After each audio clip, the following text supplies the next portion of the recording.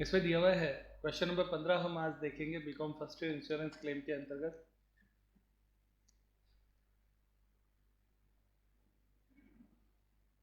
अनुपम limited ने 3 लाख रुपए की एक लाभ की हानि की पॉलिसी ली। तो पॉलिसी कितने की है? 3 लाख की है, जिसमें से 1,30,000 रुपये शुद्ध लाभ और 1,70,000 रुपये स्थायी व्यय सम्मिलित है। तो नेट प्रॉफिट जो है वो तो आपका कितना है? 1,30,000 और इंश्योर्ड स्टैंडिंग चार्ज जो है वो हो गया आपका 1,70,000। 30,000 के व्ययों का बीमा नहीं कराया गया है, ये हो गया अनइंश्योर्ड, है ना, ये अनइंश्योर्ड एक्सपेंसेस हो गया। वर्ष 2018 में कंपनी ने 90,000 रुपये का लाभ और 2 लाख रुपये स्थायी व्यय चार्ज करने के पश्चात 32,50,000 रुपये की बिक्री पर कमाया। तो यहाँ पे ये कहता है कि लाभ कितना कमाया, नेट प्रॉफिट, ये अपने को लेना है। तो ये तो था net profit for the policy, और एक्चुअल जो था वो ये है, तो ये एक्चुअल प्रॉफिट हो गया। और स्थायी खर्चे ये आपके हो गए एक्चुअल में, जिसमें से बीमित जो है वो तो हो गए कितने? 1,70,000 का बीमा करा रखा है। और सेल्स कितनी थी उस साल की? 32,50,000। ये फाइनेंशियल ईयर सेल्स हो गई, ठीक है। अब हमें आगे दे रखा है, वो कहते हैं 1 जून 2019 को आग लगी। क्लियर? कौन सी डेट है? 1 जून लिखता है। 1 जून 2019 को आग लगने के फलस्वरूप 6 माह में बड़ी मात्रा में बिक्री की हानि हुई, जिसका विवरण निम्न प्रकार से है। अब आपको ये यहाँ पे टोटल 12 मंथ्स दे रखा है। क्लियर? और 2018 के लिए मतलब पिछला साल, और इस साल के लिए 2019 हो गया। आग कौन से महीने में लगी थी? 1 जून को। तो ये रहा आपका जून का महीना। आप देखो जून में पिछले साल कितनी हुई थी और इस साल कितनी हुई, तो टोटल आप देखो कितने महीने डिस्टर्ब हो गए। ये 6 महीने वो कहता है डिस्टर्बेंस रहा। आप चेक कर सकते हैं दोनों तरफ। अब उसके बाद में आगे लिखता है, अकॉर्डिंग टू द पॉलिसी के अनुसार क्षतिपूर्ति की अवधि 4 माह थी। अब देखो नुकसान 6 महीने हुआ, लेकिन हमें सवाल में 4 महीने ही लेने हैं, क्योंकि नियम है which ever is less. Policy का समय और व्यवधान काल का समय, इन दोनों में से जो कम होता है उसके आधार पर होता है। तो कम 4 महीने हो गया, तो कम हो गए 4 महीने, तो ये हमारे लिए इम्पोर्टेंट है। 2,000 रुपये आग को बुझाने के संबंध में, तो ये लास्ट में प्लस करना है। अतिरिक्त व्यय एडिशनल एक्सपेंसेस 16,000 कितने हैं एक्सपेंसेस, ये एडिशनल एक्सपेंसेस हो गया 16,028 संभावना थी। लाभ की हानि की गणना करके दावे की राशि ज्ञात कीजिए। हुए, परंतु 3,000 रुपये की बचत हुई, तो सेविंग है ये, वो 3,000 रुपये की है। वर्ष के अंत में एक मशीन लगाई गई जिसमें विक्रय पर 2% शुद्ध बचत होगी, तो ये जीपी में छोड़ देना है। जीपी में ये परसेंटेज जोड़ना है, ठीक है ना। क्या लिखा है देखो, उसने कहा एक मशीन लगाई जिससे क्या होगा कि विक्रय पर 2% शुद्ध बचत होगी, तो इसका मतलब कॉस्ट कम हो जाएगी 2%, यानी जीपी बढ़ जाएगा 2%। ये है। लाभ की हानि की गणना करके दावे की राशि ज्ञात कीजिए, ये एमडीएस यूनिवर्सिटी में आया हुआ है, इसका ये आंसर आना चाहिए। अब बच्चों देखो, इस प्रश्न की एक विशेषता क्या है कि इसमें पीछे आपने जितने भी क्वेश्चंस किए उसमें हर सेल्स अलग अलग दे रखी थी, तो वो इजी सवाल हो गया। इसने आपको इस प्रश्न में पूरे 12 महीने की सेल्स एक साथ ही दे दी। अब आप खुद ढूंढो आपको क्या क्या चाहिए। समझ में आती है ये बात? बहुत आसान है, आप मेरे साथ देखो। ये जो 4 महीने की सेल्स का बॉक्स है, ये हो गया आईपी सेल्स, यानी इंडेमनिटी पीरियड की एक्चुअल सेल्स है ये, ठीक। इसी 4 महीने में पिछले साल जो हुआ, ये 4 महीने, ये कौन सी सेल्स हो जाएगी? लास्ट ईयर आईपी सेल्स, सही है ना। लास्ट ईयर इंडेमनिटी पीरियड कितनी सेल्स हुई, सही समझ में आता है? 2 सेल्स आ गई। पिछले फाइनेंशियल ईयर की सेल्स, तो ये पूरी टोटल लगा लो आप इस पूरे 12 महीने की, तो वो आपकी ये दे रखी है, देखो टोटल लगाने की जरूरत ही नहीं है। 32,50,000, 3 सेल्स आ गई। अब आपके कौन कौन सी सेल्स बची? एक सेल्स जो सबसे इंपॉर्टेंट है जो चाहिए, वो है लास्ट 12 मंथ सेल। तो 12 मंथ देखो, ये आग लगने का मंथ ये था ना, तो इससे पीछे 12 महीने, 1 2 3 4 5 6 7 8 9 10 11 और 12, ये हो गए 12 महीने, जस्ट पहले के 12 महीने। इनकी टोटल आप लगाएंगे तो आपके 12 मंथ सेल्स आ जाएगी, है ना। कितना आता है? 33,70,000 इसकी टोटल आती है, आप ये लगा लो। अब सारी सेल्स आ गई, एडिशनल सेल्स इसमें दिया हुआ नहीं है तो कोई दिक्कत भी नहीं है। तो ये अपना क्वेश्चन को पढ़ने का तरीका है। अब आप देखो सेल्स सारी निकालना इजी है ना इसमें, बस यही सवाल था। अब इसको सॉल्व करते हैं क्वेश्चन अकॉर्डिंग में। लो इंक्रीज देखने के लिए इसमें क्या करना है, पिछले साल कितनी सेल्स थी जनवरी में, उसकी तुलना इस साल के जनवरी से करो तो आप देखो 20,000 बढ़ गई, तो 20,000 बढ़ने का मतलब 10% बढ़ गई। इसी तरह से इसमें भी देखो 2 लाख थी, 2,20,000 हो गई, 10% बढ़ गई। फिर 2,50,000 थी, 2,75,000 हो गई, 25,000 रुपये बढ़ी, तो 2,50,000 का 25,000 कितना परसेंट बढ़ गया? 10%। फिर इसी तरीके से यहाँ पे भी इसी तरीके से चल रहा है। फिर आपके देखो यहाँ पे भी ऐसे ही हर बार 10% बढ़ता है, इसलिए हम कह सकते हैं कि जो इंक्रीज है वो 10% माना जाएगा। तो आप लिख सकते हैं इंक्रीज इक्वल टू 10%। ये भी क्वेश्चन में आपको टेबल से ही निकालना है। अब इसे सॉल्व करेंगे। सबसे पहले करंट ईयर आईपी सेल्स 4 जोड़नी है, तो संख्याएं बोलो क्या थे वो 4 महीने की।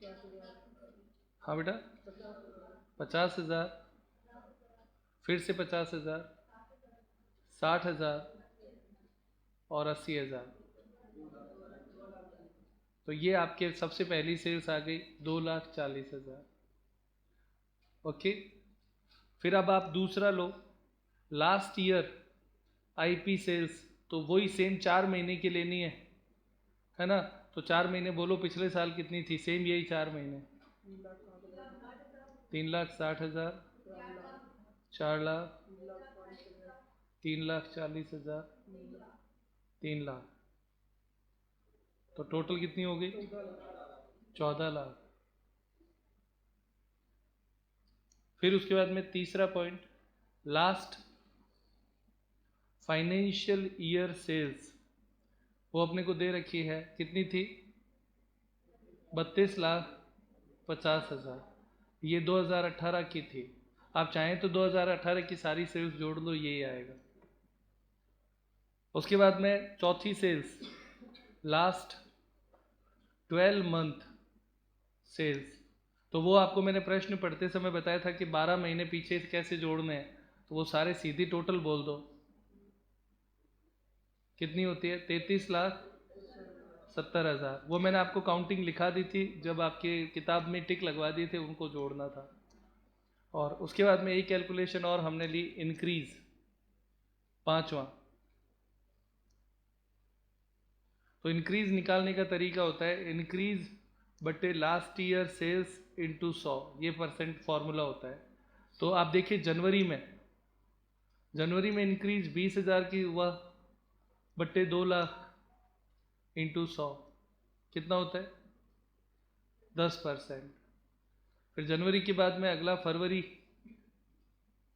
तो फरवरी में भी सेम ही था, तो सेम लिख देता हूँ 10%। अब आपको सारे कैलकुलेट करके देख लेने हैं, तो वो हम निष्कर्ष पे ये कहते हैं कि इंक्रीज कितना आएगा? 10%। वो हमने सवाल में ही देख लिया था। आप चाहे तो इसे शो करें सवाल में, चाहे तो नहीं करें तो भी चलेगा, कोई दिक्कत वाली बात नहीं है ना। तो इंक्रीज निकला ऐसे ही है, मतलब 5 बार निकालो हो जाएगा। अब मान लो ये घटते हुए बढ़ते हुए क्रम में होता तो क्या करते? जैसे अभी तो सारे ही 10% था, पहले साल का 10 महीने का 10%, दूसरे का भी 10%, तीसरे का भी 10%, चौथे का भी 10% और पाँचवें का भी 10% आया था। अगर ये ऊपर नीचे होता तो क्या करते? तो हमारा नियम होता है एवरेज लेना। अब 10% का एवरेज लेंगे तो 5 से भाग देंगे, है ना। तो 5 से भाग देंगे तो वापस क्या बन जाएगा? ये 10 ही आएगा, तो एवरेज परसेंटेज लेता है। अब मान लो किसी वर्ष 10% है, किसी वर्ष 15 है, किसी वर्ष 18 है, अगर ऐसा आता है, किसी महीने में ऐसा है, तो ऐसी स्थिति में भी एवरेज ही लेना होता है, ठीक है ना। तो ये सीधा सीधा है। कब? जब घटता बढ़ता हो। अगर केवल बढ़ता हुआ हो तो क्या करो? जैसे मान लो ये परसेंटेज 10%, फिर हो गया 15%, फिर हो गया आपके 20%। तो अगले साल के लिए क्या लोगे? एवरेज नहीं लोगे इसमें, इसमें कितना लेंगे? 25%। ये भी विशेष बात है, इंक्रीज जो ट्रेंड देखते हैं ना उस हिसाब से लेते हैं। यानी घटता बढ़ता हो तो एवरेज लेना होता है, केवल बढ़ता हुआ हो तो वो किस तरफ जा रहा है उस हिसाब से लेना है, और केवल घटता हुआ हो तो घटता हुआ लेना है। समझ गए बात? घटता हुआ होगा इसका मतलब इंक्रीज नहीं है, वहाँ पे डिक्रीज हो जाएगा। एक चीज़ और साथ में सीख लो कि इंक्रीज होता है तब तो जोड़ते हैं, बाई चांस डिक्रीज आ जाए तो माइनस करना है। ठीक, अब अपने इसको सॉल्व करेंगे आगे। सबसे पहली कैलकुलेशन नंबर 1, शॉर्ट सेल्स। तो शॉर्ट सेल्स का फॉर्मूला आप लोगों को याद है, last year IP sales, indemnity period sales plus increase minus current year IP sales, ये होता है। तो लास्ट ईयर आईपी सेल्स कितना है? हाँ बेटा 14 lakh plus increase 10% minus current year IP sales कितना निकाला था? 2,40,000। घटा दो कितना आता है? हाँ बेटा 13 लाख। ये आपके शॉर्ट सेल्स आ गया, चेक कर ले। Number 2, second calculation, GP rate.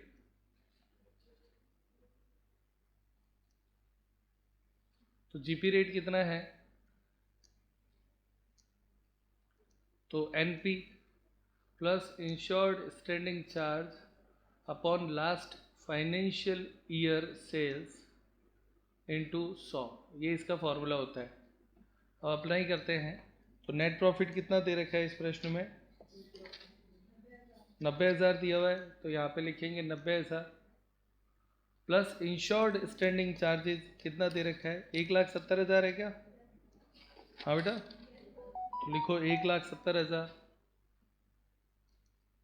Upon last financial year sales 32,50,000 into 100, कितना परसेंट आया?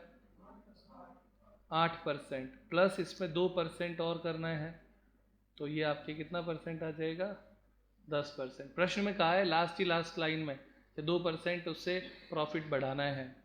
अब थर्ड कैलकुलेशन क्या लेनी है? Loss of profit. तो लॉस ऑफ प्रॉफिट का फॉर्मूला होता है एस एस इंटू जीपीआर। तो एस एस कितना है बच्चों? 13 लाख इंटू जीपी रेट कितना है? 10%, 1,30,000। ये आपके लॉस ऑफ प्रॉफिट आ गया। अब उसके बाद में नेक्स्ट, लॉस ऑफ प्रॉफिट 1,30,000 आ गया। एडिशनल एक्सपेंसेस,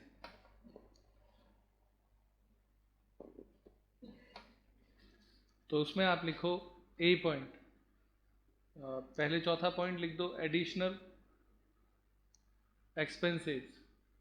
तो एडिशनल एक्सपेंसेस में हमें ए पॉइंट एक्चुअल एक्सपेंसेस कितना है बच्चों? एक्चुअल एक्सपेंसेस, हाँ बेटा 16,028, 16,028। B point additional sales into GP rate, यही तो है। तो एडिशनल सेल्स जब नहीं दिया हुआ हो क्या, तो आईपी सेल्स ही लेते हैं। क्या ले लेते हैं? करंट ईयर आईपी सेल्स है ना, उसी को ले लेते हैं, इंटू जीपी रेट कर देते हैं। तो अब इसमें करंट ईयर आईपी सेल्स 2,40,000 है, इंटू जीपी रेट 10%, तो कितना हो गया? 24,000। याद रहेगा ये पॉइंट? उसके बाद में C point NP sorry additional expenses into NP plus insured standing charge upon NP plus all standing charge, ये होता है। तो additional expenses 16,028 into net profit है 90,000 प्लस इंश्योर्ड स्टैंडिंग चार्जेज 1,70,000 बट्टे 90,000 प्लस ऑल स्टैंडिंग चार्जेज है 2 लाख, है ना। 30,000 का नहीं था तो टोटल 2 लाख हो गया। सॉल्व कर दिया होगा आप लोगों ने इसे। कितना आता है? तो ये आता है 14,370। अब तीनों में से जो भी कम हो, तीनों में से जो भी कम हो, विच एवर इज लेस, तो कम कौन है? 14,370, यही कम है। तो यही कम है तो इसमें से लेस करो। सेविंग कितनी है? 3,000 घटा देंगे तो एडिशनल एक्सपेंसेस की कैलकुलेशन आ जाएगी 11,370। कोई दिक्कत कर रहे? समझ में आता है? गुड। अगला नेक्स्ट पॉइंट है आपका फोर्थ के बाद में fifth, insurable amount.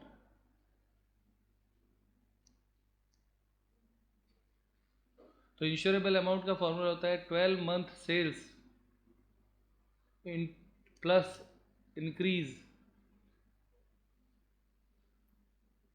Into GPR.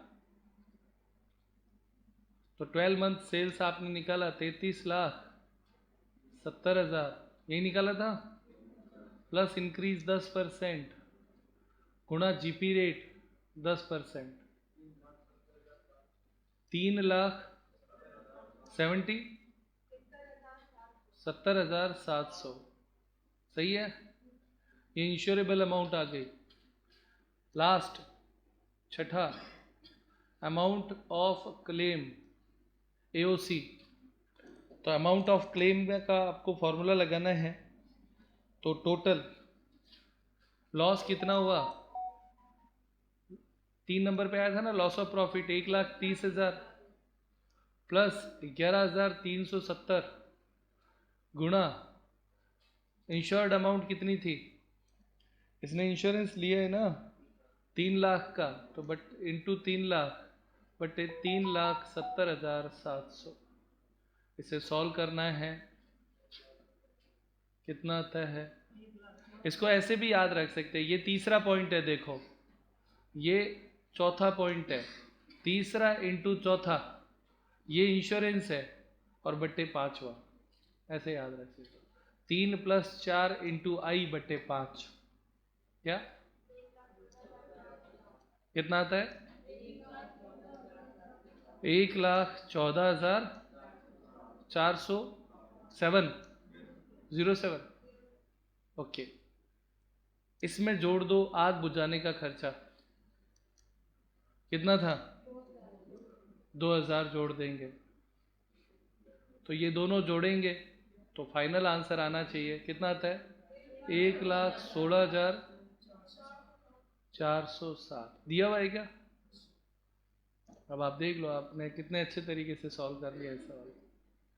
तो ये आपका आंसर हुआ प्यारे बच्चों, ये इतना ही क्वेश्चन है।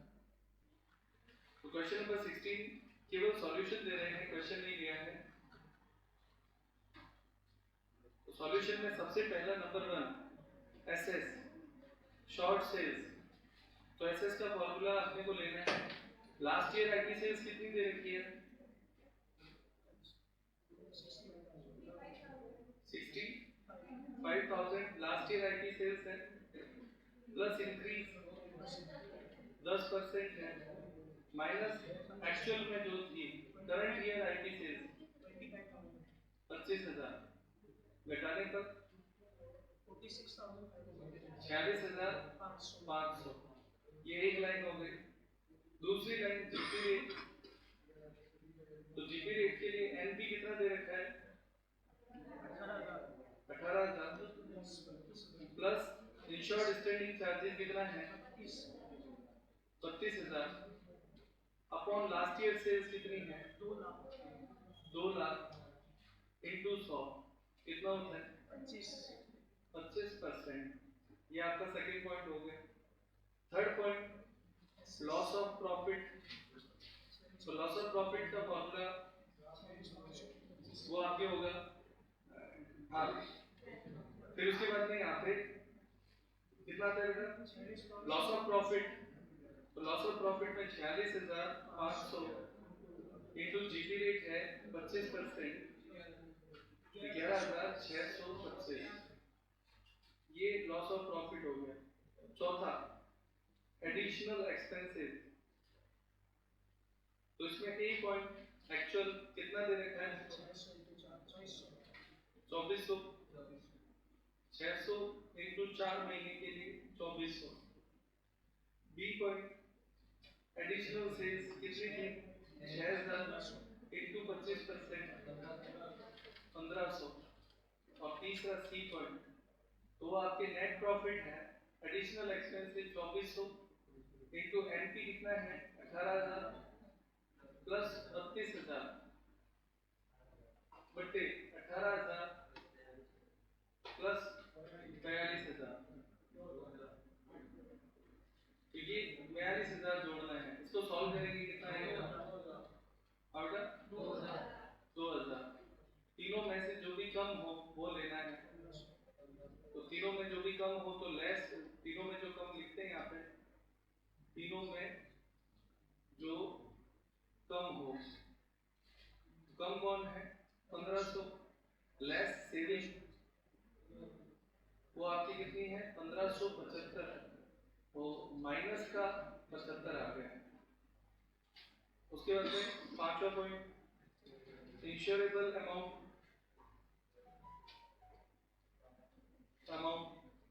तो वो आपकी कितनी है 12 मंथ सेल्स है 2,40,000 प्लस 10% इंटू जीपी रेट 25%, कितना होता है 66,000। और लास्ट छठा पॉइंट अमाउंट ऑफ क्लेम, तो 11,625 माइनस 75 गुणा इंश्योरेंस ली भी कितने की है 50,000 बटे 66,000, कितना होता है, और कुछ इसमें नहीं है, इतना ही था। मैंने आप लोगों को आधा 6 लाइनों में हो गया।